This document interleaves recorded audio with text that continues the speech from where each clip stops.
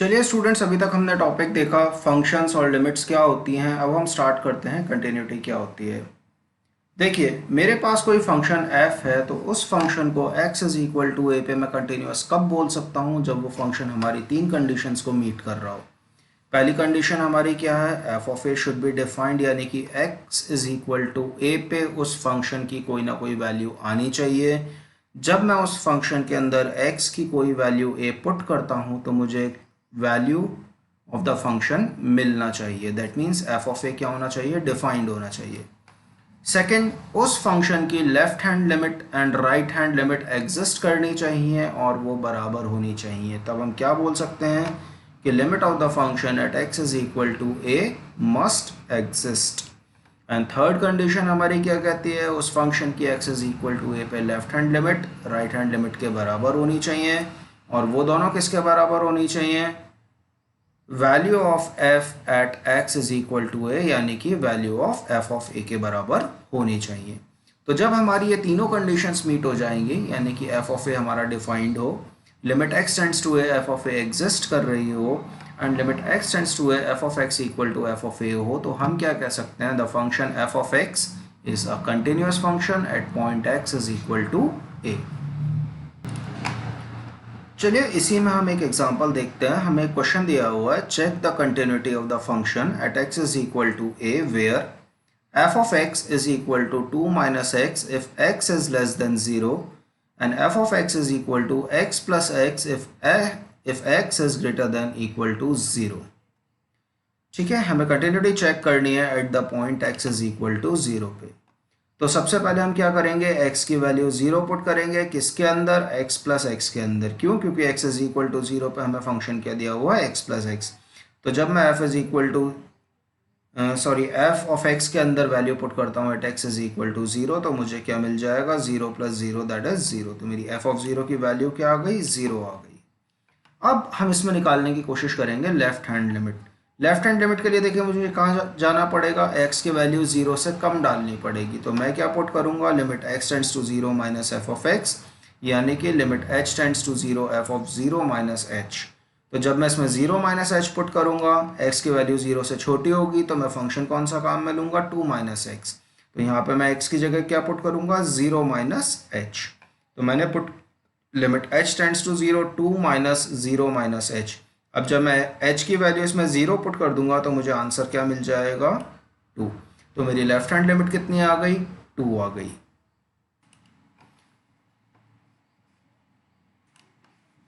चलिए अब इसी में हम राइट हैंड लिमिट निकालते हैं। Limit x tends to 0 f of x। तो यहाँ पे मैं क्या पुट करूँगा? Limit h tends to 0 f of 0 plus h। क्यों? क्योंकि अगेन जब मेरा फंक्शन ग्रेटर देन 0 है, x ग्रेटर देन 0 है, तो मुझे फंक्शन क्या काम में लेना है? f of x is equal to x plus x। तो यहाँ पे जब मैंने x की वैल्यू 0 प्लस h पुट की तो मुझे क्या मिला? Limit h tends to 0 0 plus h plus 0 plus h। यहाँ पे मैं h को 0 पुट करूँगा तो मुझे वैल्यू क्या मिल जाएगी? 0 मिल जाएगी।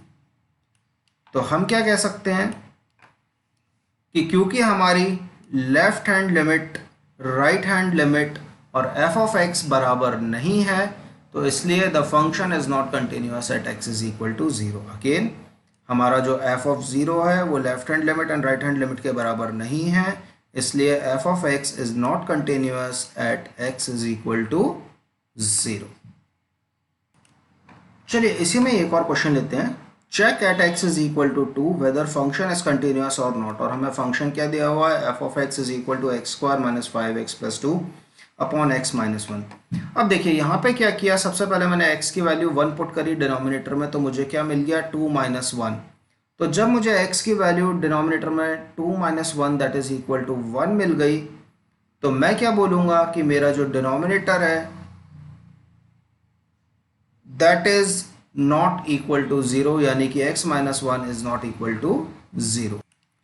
सेकेंडली हमने चेक किया कि हमारा जो न्यूमरेटर है x square minus 5x plus 2 वो डिविजिबल नहीं है x माइनस 1 से, तो इसके अंदर हम फैक्टराइजेशन वाले मेथड को काम में नहीं ले पाएंगे।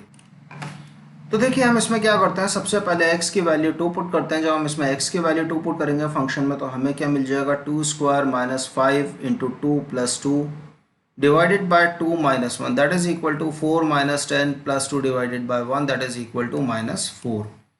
तो मुझे f की वैल्यू x की वैल्यू 2 पुट करने पे f ऑफ 2 क्या मिल गया -4।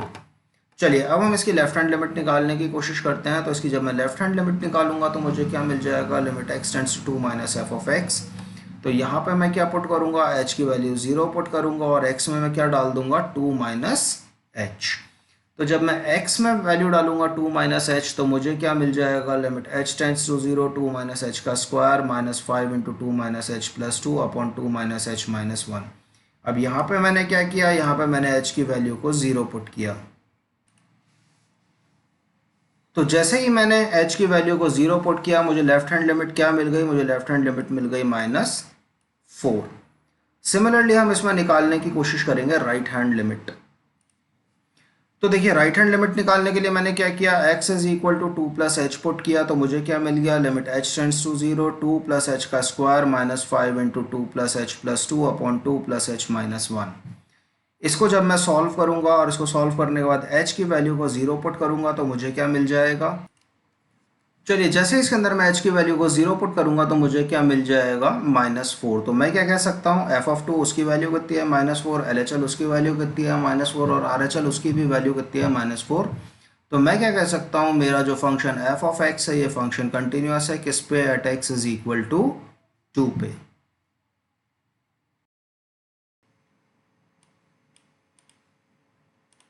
चलिए इसी में हम नेक्स्ट एग्जांपल लेते हैं। Show that function f of x is equal to x cube plus 3 if x is not equal to 0 and is equal to -1 if x is equal to 0 is not continuous at x is equal to 0।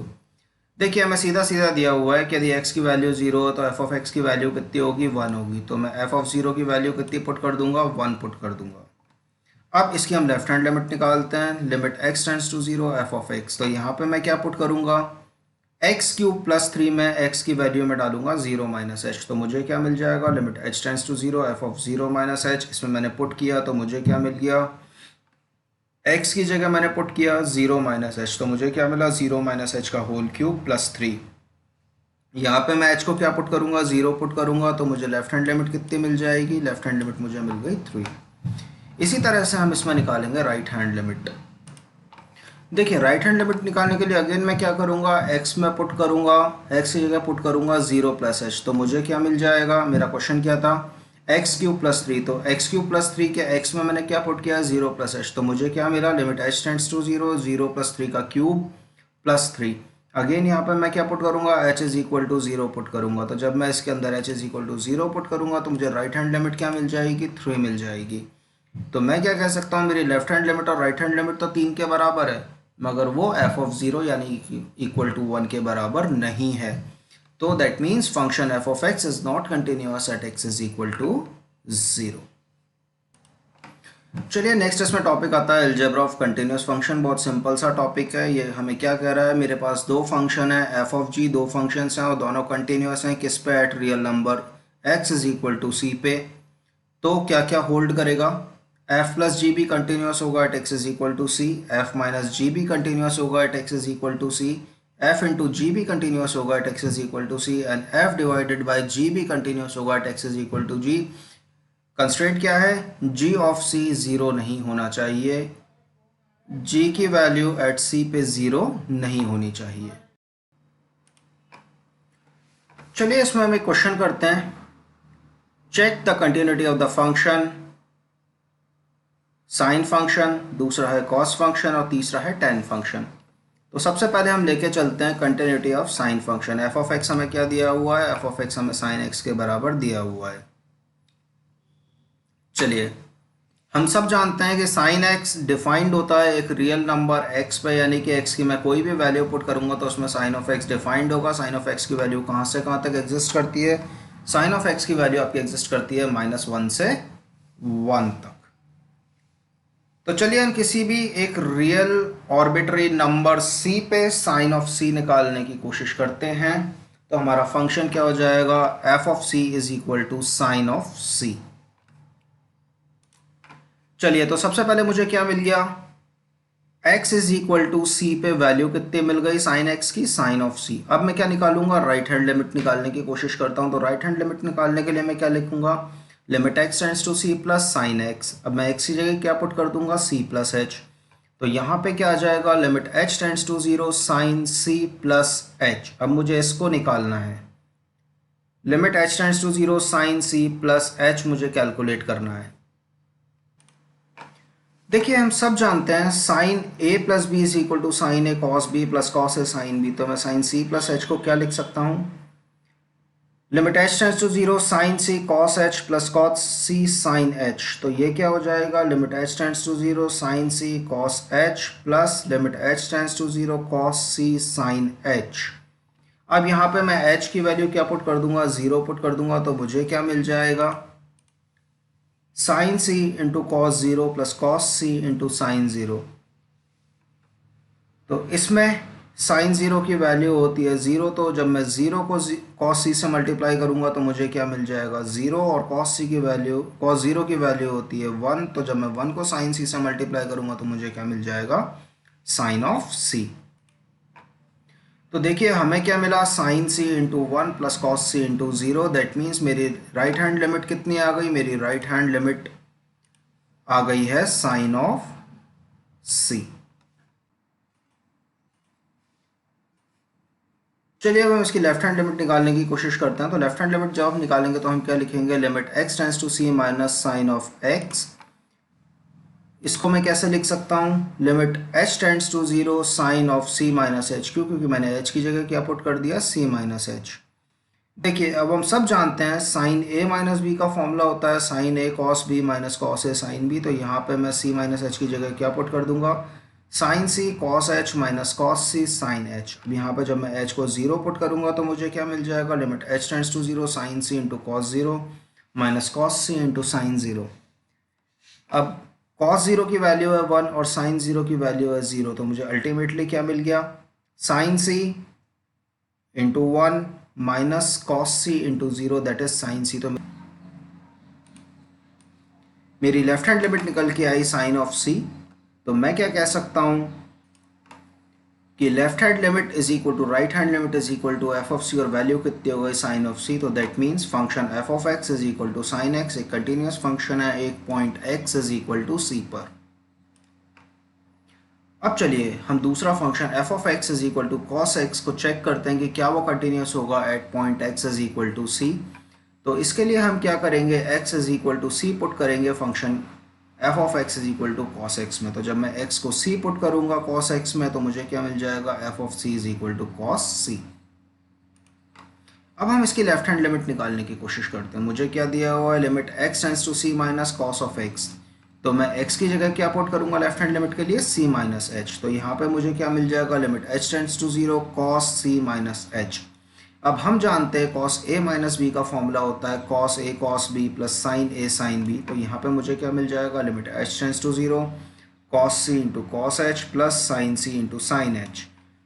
तो कितना मिल गया, limit h tends to 0 cos c into cos h plus limit h tends to 0 sine c into sine h।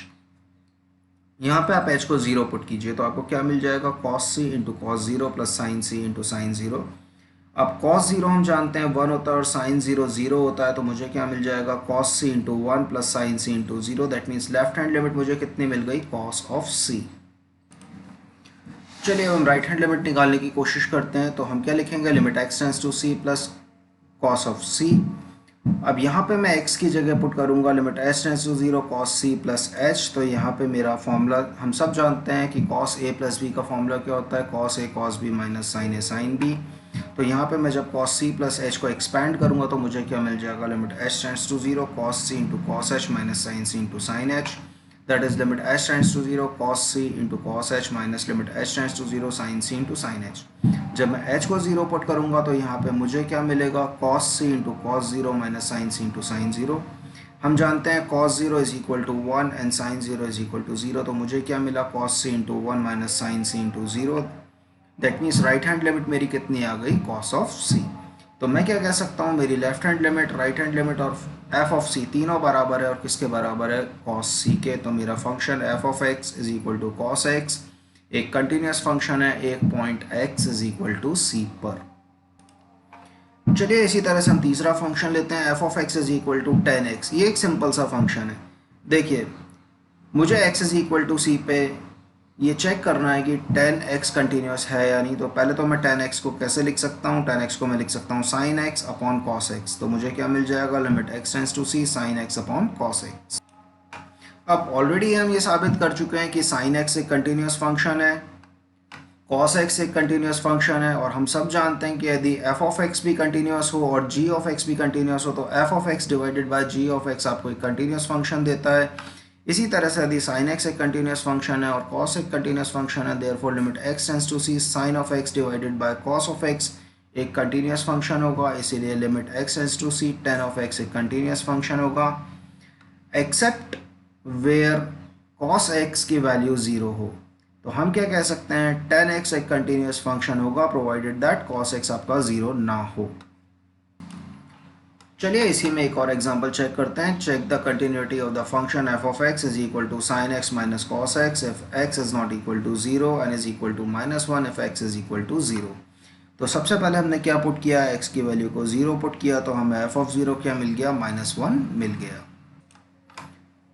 अब इसमें हम left hand limit निकालते हैं, limit x tends to 0 minus f of x. तो यहाँ पे मैं क्या पुट कर दूंगा, limit h tends to 0 f of 0 minus h।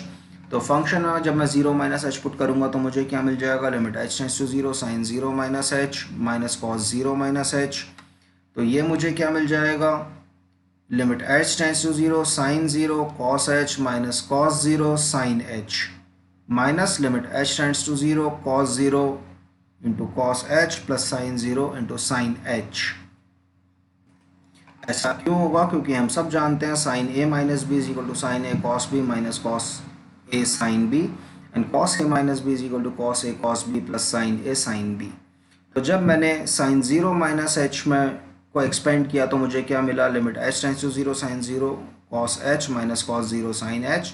और जब मैंने कॉस 0 माइनस h को एक्सपेंड किया तो मुझे क्या मिला, cos 0 cos h plus sine 0 sine h।